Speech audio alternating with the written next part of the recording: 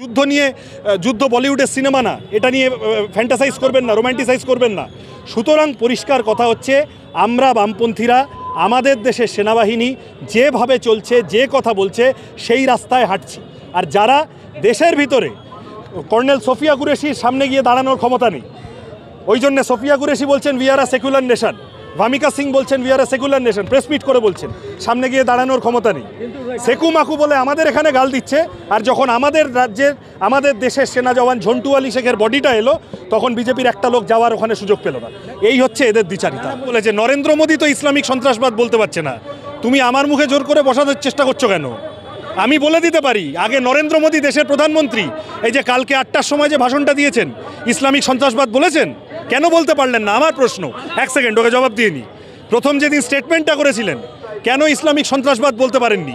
আমার পাল্টা প্রশ্ন।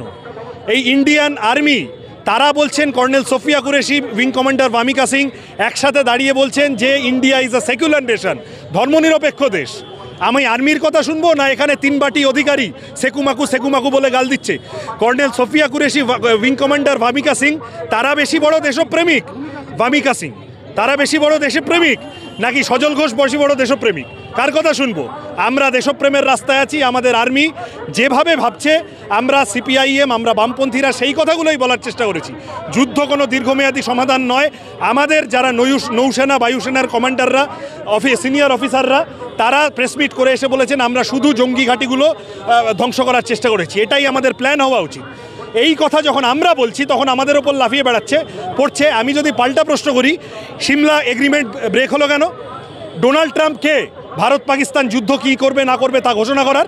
ওখানে বসে ডোনাল্ড ট্রাম্প বলছে আমি ব্যবসা বন্ধ করে দেবো, ওদেরকে হুমকি দিয়েছি তাই যুদ্ধ বন্ধ করে দিয়েছে। এটা ইন্ডিয়ার সভারেন্টি, সার্বভৌমত্বের উপর আমাদের মানসম্মান যায় না এতে? কেন এই নিয়ে কোনো কথা বলছে না আমাদের দেশের প্রধানমন্ত্রী ইত্যাদি? কালকে কেন কোনো কথা বললেন না? এই কারণে আমরা সিপিআইএম বলেছি যে আপনি ইমিডিয়েট, এবং অন্য অপোজিশনরাও বলেছে, পার্লামেন্টে স্পেশাল সেশন ডাকুন। বিহারের ভোটের মিটিংটা গুরুত্বপূর্ণ হয়ে গেল, দেশে যুদ্ধ পরিস্থিতি হয়েছে, আর আপনি অল পার্টি মিটিংয়ে থাকছেন না, এটা ঠিক না। আমরা দেশপ্রেমের রাস্তায় আছি। যারা দেশের ভিতরে টুকরে টুকরে গ্যাং মানুষকে ভাগ করার চেষ্টা করছে, তারাই আসল দেশদ্রোহী। শুনে নিই তারপরে।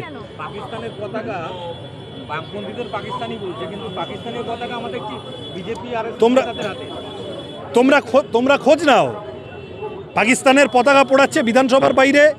পতাকাটা পেলো কোত্থেকে? পাকিস্তান জিন্দাবাদ বলে লিখতে গিয়ে, হিন্দুস্তান মুর্দাবাদ পাকিস্তান জিন্দাবাদ লিখতে গিয়ে বিজেপির ছেলে ধরা পড়ছে কেন? এগুলো তো প্রশ্ন করতে হবে। মেজর ছিলেন, আমাদের এক্স আর্মি চিফ ছিলেন মেজর নারাওয়ানে, জেনারেল নারাওয়ানে, তিনি বলেছেন যে যুদ্ধ কোনো দীর্ঘমেয়াদী সমাধান হতে পারে না, যুদ্ধ ইজ দ্য লাস্ট রিসর্ট। বলেছেন কি না? তা জেনারেল নারাওয়ানে কি সিপিএমের লোক, নাকি জেনারেল নারাওয়ানে শুভেন্দু অধিকারীর চেয়ে কম দেশপ্রেমিক? তিনি বলেছেন যে যুদ্ধ বলিউডের সিনেমা না, এটা নিয়ে ফ্যান্টাসাইজ করবেন না, রোম্যান্টিসাইজ করবেন না। সুতরাং পরিষ্কার কথা হচ্ছে, আমরা বামপন্থীরা আমাদের দেশের সেনাবাহিনী যেভাবে চলছে, যে কথা বলছে, সেই রাস্তায় হাঁটছি। আর যারা দেশের ভিতরে কর্নেল সোফিয়া কুরেশির সামনে গিয়ে দাঁড়ানোর ক্ষমতা নেই, ওই জন্য সোফিয়া কুরেশি বলছেন we are a secular nation, Vyomika Singh বলছেন we are a secular nation, press meet করে বলছেন, সামনে গিয়ে দাঁড়ানোর ক্ষমতা নেই। সেকু মাকু বলে আমাদের এখানে গাল দিচ্ছে, আর যখন আমাদের রাজ্যের আমাদের দেশের সেনা জওয়ান ঝন্টু আলী শেখের বডিটা এলো, তখন বিজেপির একটা লোক যাওয়ার ওখানে সুযোগ পেল না। এই হচ্ছে এদের দ্বিচারিতা। কিসে? ও তো ছাড়ো, বাদ দাও, আমি কথার জবাব দেওয়ারই প্রয়োজন। পিকে সাউ, পূর্ণম কুমার সাউ।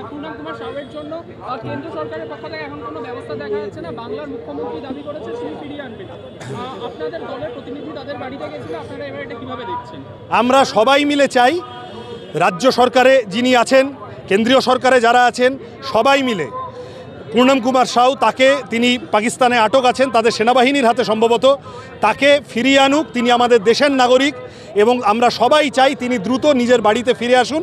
তার জন্য যা যা ডিপ্লোম্যাটিক টক, এইগুলোই আমরা বলছি। খালি পূর্ণম কুমার সাউ বলে নয়, কোচবিহারের একজন সাধারণ কৃষক বাংলাদেশে আটকে আছেন তাদের ফোর্সের হাতে, এই কথাগুলো সামনে আসছে না। এই 3 বাটি অধিকারীরা এই কথাগুলো সামনে আসতে দিচ্ছে না। আমাদের দেশের সাধারণ মানুষ সেনাবাহিনীতে অমিত শাহর ছেলে যায় না, সেনাবাহিনীতে তোমার আমার পরিবারগুলো থেকে যায়। তাহলে তাদের সেফটি, সাধারণ মানুষের সেফটি, এই যে পুঞ্চে যা হলো, রাজৌরিতে যা হলো, ফিরোজপুরে যা হলো, এই নিয়ে তো বেশি আলোচনা হলো না। কেন? কাশ্মীরি ইন্ডিয়ান বলে তারা মারা গেলেন, তাদের মৃত্যু নিয়ে বেশি আলোচনা হলো না, তারা তো সিভিলিয়ান, পাকিস্তান আর্মি তাদের অ্যাটাক করে মারলো। তাহলে আমরা এই কারণে সবাই মিলে বলি যে আত্মরক্ষার অধিকার ভারতের আছে। শোনো, 4টে কথা পরিষ্কার। 1 নম্বর হচ্ছে সন্ত্রাসবাদের বিরুদ্ধে জিরো টলারেন্স। এইটা করে নাও, সবাইকে বলছি, সন্ত্রাসবাদের বিরুদ্ধে জিরো টলারেন্স। আমি সিপিএমের কথা বলতে পারি, আমি ফেকুর কথা বলতে পারি না, আমি মাকু সেকু ওই অবধি বলতে পারবো, ফেকুর কথা বলতে পারবো না। আমরা বামপন্থীরা বলছি সন্ত্রাসবাদের বিরুদ্ধে যতদূর লড়তে হয় ইন্ডিয়ান আর্মি লড়লে আমরা তার সাথে আছি, জিরো টলারেন্স। 2 নম্বর বলছি ইন্ডিয়ান স্টেট কেউ যদি সন্ত্রাসবাদকে মদত দেয় এবং তারা যদি ইন্ডিয়াকে আক্রমণ করে, ইন্ডিয়ার 100% অধিকার আছে আত্মরক্ষা করা, অবশ্যই আছে। 3 নম্বর বলছি কিন্তু শুধু যুদ্ধ দিয়ে এই ধরনের সমস্যা, সন্ত্রাসবাদ অনেক গভীর সমস্যা, প্রচুর অস্ত্র লবি, অনেক রকম গোলমাল জড়িয়ে আছে এর সাথে, অনেক দিনের সমস্যা। শুধু যুদ্ধ দিয়ে হবে না, ডিপ্লোম্যাটিক প্রেশার, আন্তর্জাতিক প্রেশার তৈরি করতে হবে। এই সময় যখন এত অভিযোগ, IMF এর লোন পেল কি করে পাকিস্তান, প্রশ্ন করছি তো আমরা। সুতরাং ডিপ্লোম্যাটিক টক্স, প্রেশার করতে হবে। আর 4 নম্বর গিয়ে আমরা বলছি সিভিলিয়ান এলাকায় যেন যুদ্ধ স্প্রেড না করে, সাধারণ মানুষের ক্ষতি হয়, সেই যুদ্ধ আমরা কেউ চাই না। এই যারা যুদ্ধ নয় শান্তি চাই বলছে দেখে তিড়িং বিড়িং করে জ্বলছে বিজেপির লোকেরা, তারা বুঝতে পারছে না। এই গতকাল জেনারেল নারাওয়ানেও এটাই বলেছেন, ইন্ডিয়ান আর্মির এখনকার অফিসাররাও এই কথাটাই বলছেন, war is the last resort. এই কথাটুকু শুধু কেটে ছেড়ে দেবে না, তোমাদের বলছি পুরো কথাটা যা বলেছি দেখাবে। আমরা সবাই মিলে চাইছি সন্ত্রাসবাদের বিরুদ্ধে লড়াই, সাধারণ মানুষ যেন যুদ্ধে ক্ষতিগ্রস্ত না হয়।